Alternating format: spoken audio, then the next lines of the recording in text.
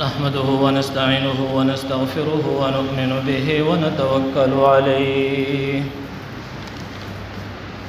ونعوذ بالله من شرور أنفسنا ومن سيئات أعمالنا من يهده الله فلا مضل له ومن يضلله فلا هادي له ونشهد أن لا إله إلا الله وحده لا شريك له ونشهد أن محمدًا عبده ورسوله أعوذ بالله من الشيطان الرجيم بسم الله الرحمن الرحيم قل يا أيها الناس إني رسول الله إليكم جميعا الذي له ملك السماوات والأرض لا إله إلا هو يحيي ويميت فآمنوا بالله ورسوله النبي الأمي الذي يؤمن بالله وكلماته واتبعوه لعلكم تتقون قل إن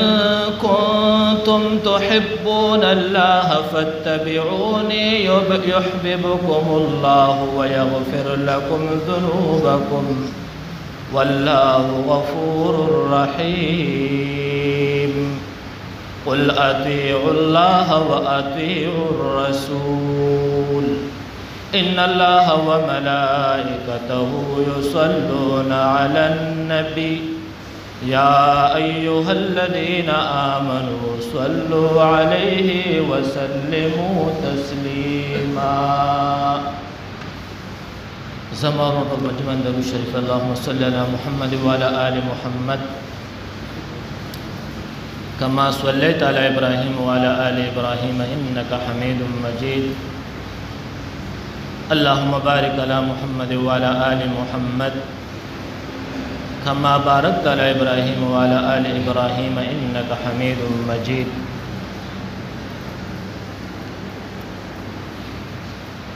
تاسو تما آیات مبارکہ دا قرآن کریم مبارکہ اولستل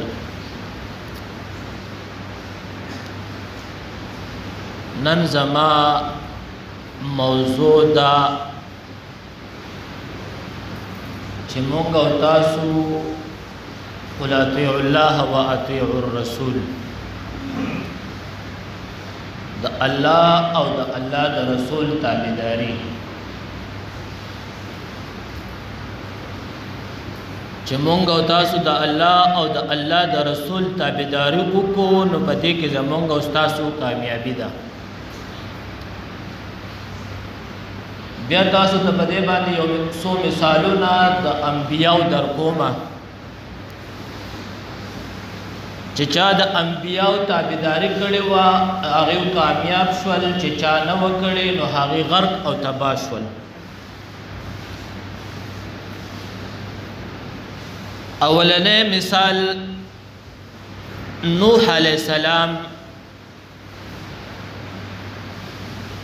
دعوت تبلیغ قوم تکو او د نوح علیہ السلام اکثریت لحاظ سره قوم مخالف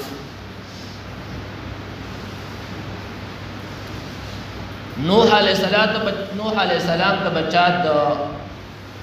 لیونتوب نسبت کو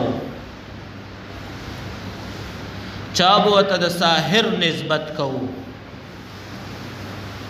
او چابو ته وې دا بوډا شوه دی دماغ یې کار پرېخه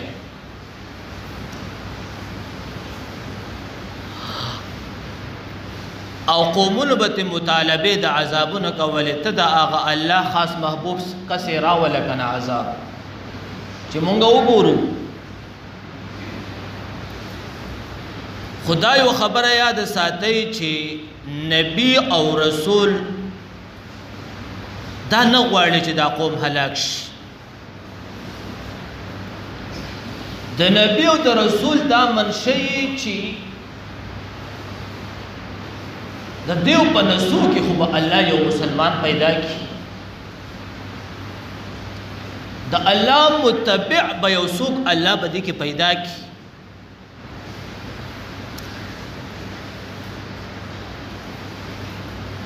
خو اخره چې دا څومره عذابونه راغلي دي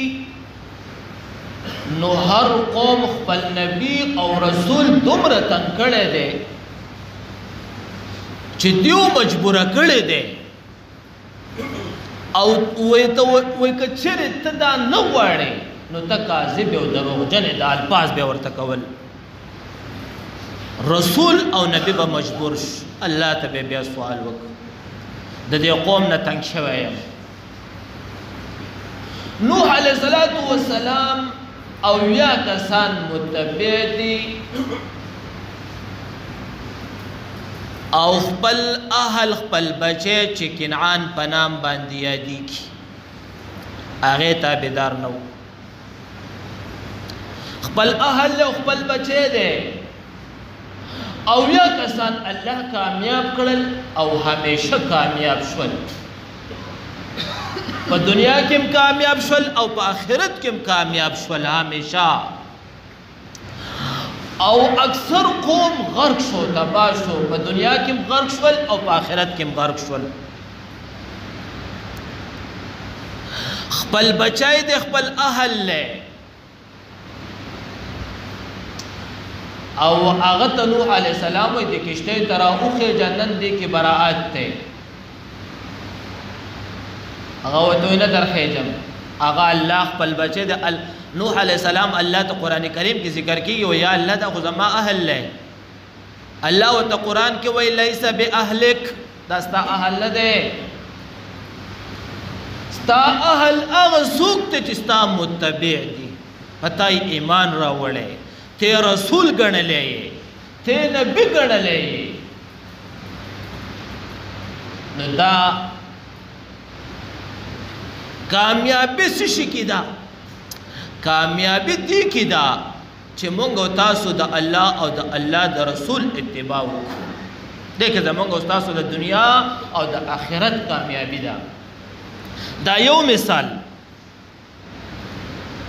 دویم نمبر مثال موسی علیہ السلام تاسو به د علماو نه اورېدلي خو دې کې راته یو څو نقطې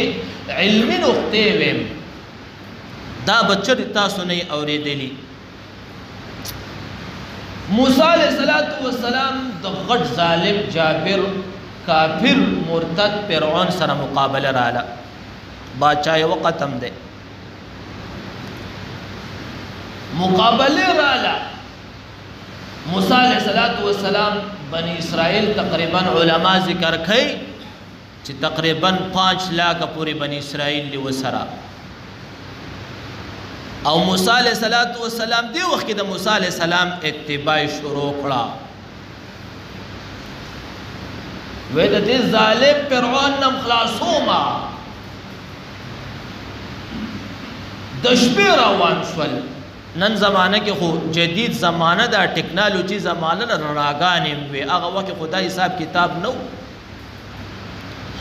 خو بنی اسرائیل د موسی علیہ السلام سره روان شول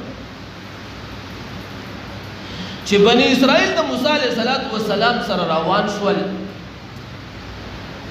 فرعون پس شاته لخر ورپسې دی بنی اسرائیل وجلو کوشش کوي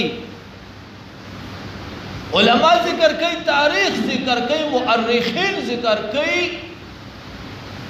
چې ترندازم پکې شوی دا غشم پکې وشته شوی دی په بنی اسرائیل باندې چې دا د مقدس مکه نه میټاو کو بنی اسرائیل خو موسی علیہ السلام وې زمون سره الله دی اے بنی اسرائیل مون سره الله دی پوج سره د فرعون سره د خپل پوج او د لخر او د اسلحه بنی اسرائیل سره هیڅ هم نشتا خالی لاس موسی علیہ السلام متوي اے بنی اسرائیل مون سره رب را سره دی دلته اهم یو نقطه ذکر کومه نو پلار کې مشران د بنی اسرائیل را جمع شول چې اے موسی علیہ السلام ته په دې کومه لار روانې کنا ګوره دا لار وړاندې دریاب دی دا لار دې وړاندې بند ده او فرعون لښکر او فوجیان راپسې راورسېدل نو موسی علیہ السلام ورته فرمایي مونږ سره الله دی بس الله به راته هر څه بندوبست کولاوی په بني اسرائیل په دریاب باندې الله ورته 12 لارې کولاو کړې په دریاب کې 15 لاکه بني اسرائیل کامیاب او د موسی علیہ السلام دشمنان غرق او تباہ او په دې سترګو ورته ګوري چې غرق کېږي لګي دلته د یو علم نقطه ویم چې موږ تاسو د الله رسول تابعداري وکړه ګوره باندې لارې برته کولاوي کی په دې لږ پوي کوي بني اسرائیل دغه وخت کې د موسی علیہ السلام اتباع وکړه بني اسرائیل ته دا پته ولګېده چې مخکې لاره بنده ده مونږ داسې ور روان یو بس موسی علیہ السلام په اتباع کې روانو چې څه کېږي الله رب العزت بني اسرائیل ته بندې لارې کولاو خلک وایي معاشره کې وایي دا وظیفه کوه وظیفو متعلق د مولیان خلکو ته وایي دا پیران حضرات وایي الله به دې بندې لارې کولاوي اهم وظیفه دا ده چې موږ تاسو د خپل د رسول د محمد صلی الله علیه وسلم د سنت اتباع وکړه او د الله اتباع وکړه د الله د احکامات الله به زموږ تاسو باندې لارې کولاو کی دا 15 لاکه بني اسرائیل په دنیا کې هغه وخت سره کامیاب شول چا چې د موسی علیہ السلام اتباع وکړه کامیاب شول او چا چې اتباع ونه کړه غرق او تباہ شول همدغه بني اسرائیل بیا د پکې نقطه ویم وخت ریدو موسی علیہ السلام د سمودیانو سره ګوره جهاد ته تیار شه موسی علیہ السلام بني اسرائیل له جمع کړل ډېر بني اسرائیل تقریبا علما ذکر کوي 12 لاکھ بني اسرائیل دغه ټیم موجود دي بچی راوړلې خدا موسی علیہ السلام سره په لښکر په پوچ کې 1 لاکھ بني اسرائیل موجود دي پوجي او د جنگ سیستم دا وی چې ته په مخکې زی کوسه کتارې وګوره لار بزان تسری جاسوسي نظام بزان ته برابرې چې مخکې تا د لارې سټینګ وی موسی علیہ السلام چې سمودیانو ته دا ولېږل چې تاسو لاړ شئ تقریبا علما ذکر کوي 40 تاریخ ذکر کوي 40 کسان یې ولېږل چې تاسو لاړ شئ حالات وګورئ هغه چې سمودیان وګتل هغه غټې غټې تنې وي واپس قوم تراله وې دې سره خو جنگ کول ډېر ګران کار دی موسی علیہ السلام وته وې اے بني اسرائیل موږ سره الله دی موږ سره رب دی موږ سره الله وعده کړی چې فتح ستاسو ده قوم ونه منل ځان په نقطه پوه کوي قوم ونه منل چې قوم ونه منل نو موسی علیہ السلام ته وفرمایل چې اذهب انت وربك فقاتلا انا هاهنا قاعدون اے موسی تا رب دلال شي او جنگ او جهاد الته وکي موږ به د تنازع چې فتح حاصل شو موږ به پسې تیار باندې درشو ویخا بني اسرائیل جنگ دلالن قوم چې څومره دی الله غرق په عذابونو کې مبتلاش د موسی علیہ السلام لږ وخت کې دغه تابعدار دی الله هغه کامیاب کړل ام دغه سمودیانو تم دغه به لخر فتح ور شکست ور کړی دی او دغه بني اسرائیل به لږ وخت کې لږ کسان هغه کامیاب شول یو پکې شمیل علیہ السلام د دای به فوجي د کمانډر په سمودیانو به د حمله وکړه بل علما ذکر کوي چې دغه وخت به نبی دی خود یو کامیاب شول همیشه کامیاب شول چا چې د موسی علیہ السلام هغه وخت کې و نه منله غرق او تباہ شول بل نقطه به ته ویم لوط علیہ السلام د الله محبوب دی خو کوم وخت چې لوط علیه السلام قوم ونه منله خپل اهل بیبي چې کومه ده هغې اتباع نه کوي حالانکه بیبي پاکه ده د هر نبي او د هر رسول نبي چې کافر ولې نه خو هغه پاک دی هغه د دې عامو ګناهونو نه پاک دی قوم د خپل د لوط علیه السلام اتباع یې ونه کړله عذاب رال په خاص قوم باندې عذاب رال او چې کوم د لوط علیه السلام اتباع قوم دی هغه محفوظ دی او دغه قوم چې کوم دی دغه ځای ته ورورسېدل نو الله اسمان ته اوچتلل بیا ځمکې ته راوچت راښکته کړل او د بیبي سره ولې د اسمان نه ورته خاص کاڼې دغه کړی و هغې پرې راغوزار کړو نو دغه خپل اهل دی چې د لوط علیه السلام یې ونه منل غرق او تباه شو راځئ زمون جناب محمد صلی الله علیه وسلم دا الله محبوب رسول تلك الرسل فضلنا بعضهم على بعض منهم من كلم الله ورفع بعضهم درجات د نبیانو د پیغمبرانو سردار رئیس محمد صلی الله علیه وسلم چې د خپل کور خلق ابو لهب یې تره دی او مالدارم دی او د رسول الله بچوی د رسول الله صلی الله علیه وسلم دوه لوریان هغه وخت سره خبره شوي و خو رخصتي نه وه شوي رشته دار هم دی بل تره هم دی خو د رسول الله صلی الله علیه وسلم اتباع یې ونه کړه او همیشه غرق او تباه شول قرآن کریم کی آیات مبارکہ خیرے بپی تر قیامت پوری نازل تبت یدا ابی لہب و تب ما اغنا اللہ ذکر کئی ما اغنا عنہ مالہ وما کسب وی مال حال ایس فیدہ ورنکرا دا ابو لہب خیستوالی اغلا فیدہ ورنکرا دا ابو لہب مشری اغلا فیدہ ورنکرا سیسلا نارا ذات لہب اللہ وزر دے چھ مونگ بے جہنم تا داخل ہمیشہ غرق و تبا او بلال حبشی چھ یو غریب دے یو فقیر دے یو غلام او دا دے سوتا افریقی دے یو ملک تھے او دا رسول اللہ صلی اللہ علیہ وسلم اتباع وکړه ہمیشہ کامیاب شي